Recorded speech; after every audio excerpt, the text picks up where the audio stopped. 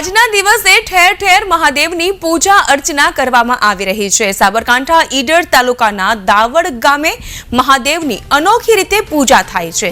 સાબરકાંઠાના ઈડરના દાવડ ગામે શિવરાત્રીના પર્વને લઈને મહાદેવના 1 લાખ માટીના શિવલિંગ બનાવવામાં આવ્યા, જેમાં 400 લોકોએ ભેગા મળી મહાદેવના માટીના શિવલિંગ બનાવ્યા।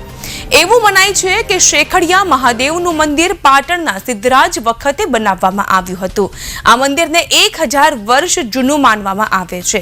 દાવડ ગામની નજીક હજારો વર્ષ પહેલા તળાવનું નિર્માણ થયું હતું, ત્યારે તળાવની અંદરથી શિવલિંગ મળી આવ્યું હતું। ત્યારબાદ આ શિવલિંગનું નિર્માણ શેખડિયા મહાદેવના સ્વરૂપે કરવામાં આવ્યું।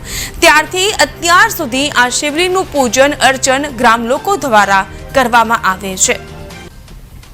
અને આ લગભગ આ જે ઉત્સવ શિવરાત્રિનો મનાવી રહ્યા છે, મહાશિવરાત્રિનો, એ લગભગ 38 વર્ષ પછી 38 વર્ષ પહેલાં અહીંયા નાનો કાર્યક્રમ થયેલો, પણ 38 વર્ષ પછી આ 1 લાખ પાર્થેશ્વર લિંગનું આયોજન કરી અને એની મહાપૂજાનું આયોજન અમારા ગામના જે પાટીદાર ભાઈઓ તથા બીજા જ્ઞાતિના બંધુઓ એ બધાએ ગ્રામજનોએ ભેગા થઈ અને આ કાર્યક્રમ કર્યો છે।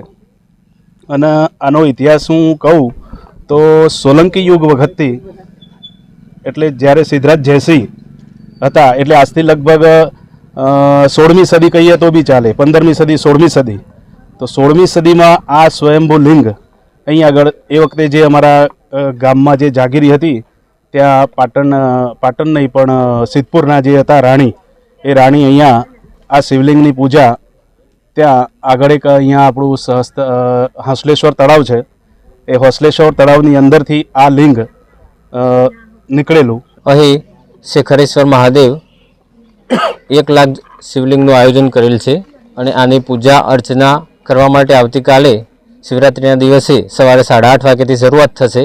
અહીં સમસ્ત જ્ઞાતિ સિંગા દાવડ ગામ તથા આજુબાજુના તમામ ગામો નાત જાતના ભેદ વગર સમસ્ત જ્ઞાતિ હર્ષોલ્લાસથી અહીં ઉજવણી કરવાની છે।